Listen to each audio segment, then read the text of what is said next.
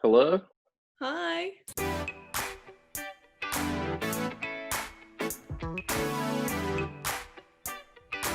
Hasque is a new graduate from RIT and the creator of Cofolios. He's worked at startups like DoorDash as a KPCB fellow and was a design intern at Instagram. He also loves helping people who are navigating their career through project design and spends a lot of his time exploring different projects.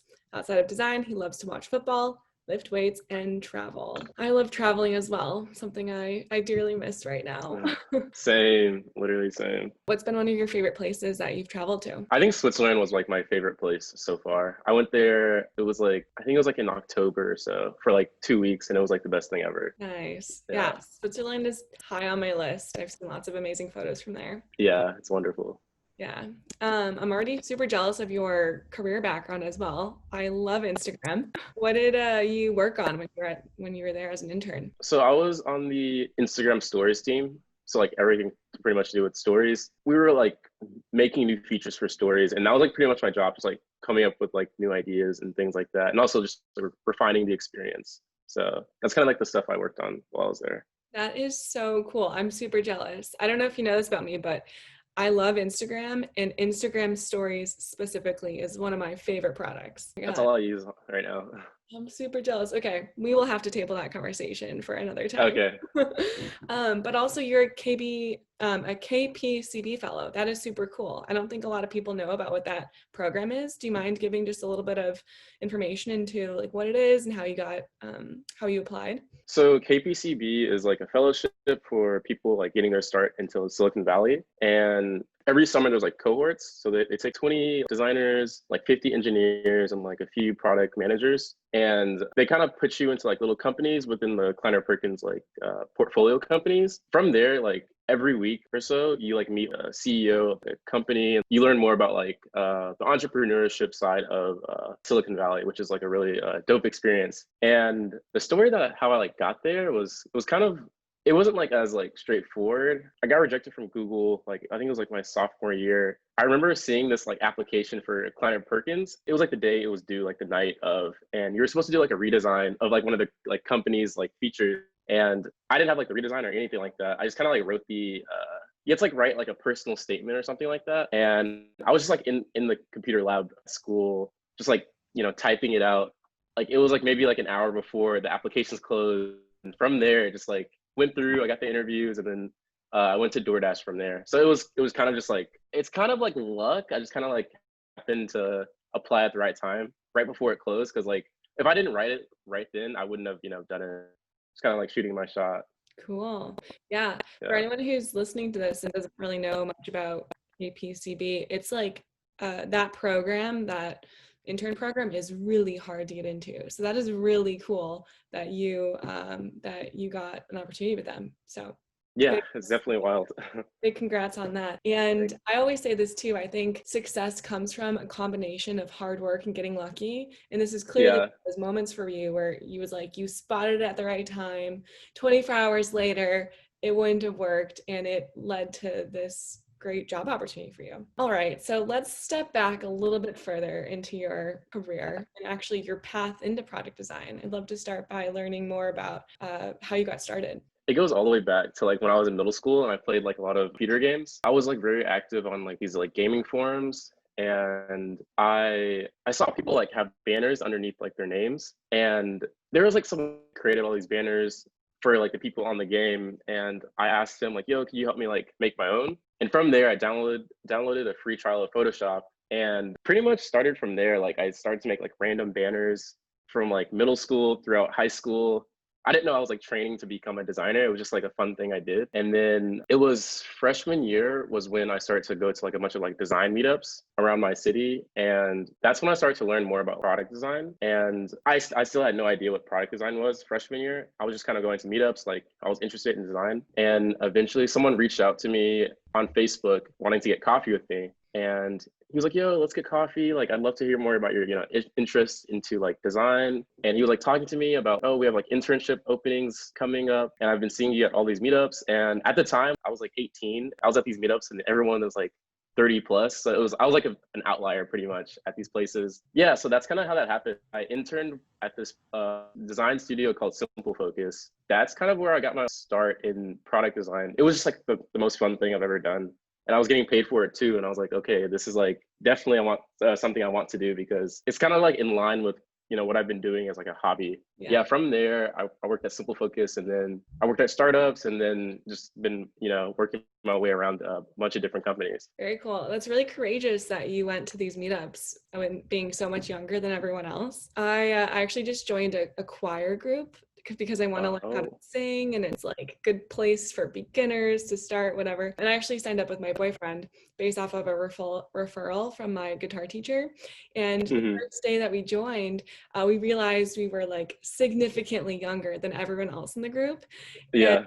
And we felt like outliers, but like very quickly I learned that I love being a part of this group. Like, doesn't matter that we're like significantly younger than mostly everyone else. Sure, maybe we like look different, and it's clear that we do have different experiences, like life experiences, purely because of age, but I just have loved it. And I think being unique in that way, as an outlier, actually there's actually a lot of potential opportunity to learn.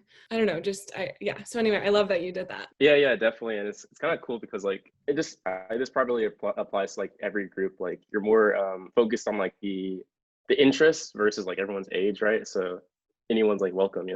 Yeah, that's exactly it. Exactly. Okay. So around the time you were trying to land your first product design internship at a big tech company, you told me you made 2 key discoveries.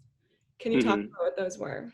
I was interning at a startup in Santa Barbara, California. It's a very beautiful place. And I was using this summer to prepare to like work for like a big company. I had discovered this guy named Paul Graham. Like now I know he's like some big like startup guy, like crazy like investor. But at the time I was just like, okay, this guy like writes really cool blogs. I remember reading his like how to start a startup blog. And he said a lot of like the most successful startups are the ones that are like problems at themselves that they just like solved and then like kind of open sourced it to like other people. And from there, like those things kind of like, became like the big things. So I was like, okay, I should try that. I mean, like, why not? It sounds like this. I mean, I read like a lot of his essays at the time, and I was like, he sounds very credible. So why not do something like that? At that time, the other discovery I made was, so I wanted to work for Google, and I wasn't sure how good you needed to be to work at Google, because like they say like, okay, we just need someone that, like that knows like how to like design and like talk to users and things like that. And it's like almost like very vague. At the time I was in this group called HH Design, and there was a bunch of like interns posting their portfolios for critique, and some of these portfolios are like really good. Some people worked at like these like crazy like tech companies, and I was like making a big like Evernote doc of like all these portfolios, and I kind of realized like I was solving the problem that I had. And I kind of connected to the article. I was like, okay, like what if other people have the same problem, right? And I was like, what if I just like put this on a website? So yeah, that's kind of what I did. I spent that summer like just like brainstorming, like, okay, how am I going to do this? What companies, what people want to see? Do I need to reach out to more people and things like that? And from there, yeah, like I built the website, posted it on Product Hunt. And at the time, like I had no idea like this is gonna like be this thing that people use. Initially, I was aiming for literally 5 people. That was like my like goal, 5 people. But now it's going way past that, which is still crazy to me. Yeah, that's kind of how it got started. Well, and this project is what I read in your intro, Cofolios, is that right? Yes, yeah. Cofolios. I love that story. Wow. I think I resonate a lot with it as well, because with my YouTube channel, a lot of the time I'm making videos for my YouTube channel that just help me better understand an idea or a story or like something in my life. And then what's really amazing about it is that it's made this great impact on all these other people's lives as well. Yeah. A lot of it is just like, I'm trying to solve a problem in my life, like an understanding something. So that is really cool that Cofolios was that for you. Yeah, definitely. I guess something I've learned is everyone has problems, and maybe your problem is everyone's problem in a way. So like if you fix it, like everyone else can like fix their problems as well. So could you go into a little bit more detail then? What exactly Cofolios is now, how people use it, how people could benefit from it if they come across it? So right now, it just shows the people that have worked at these like top tech companies. It shows like their portfolios, and it gives you a better idea of what they're looking for, because like these are examples of people that have gotten in.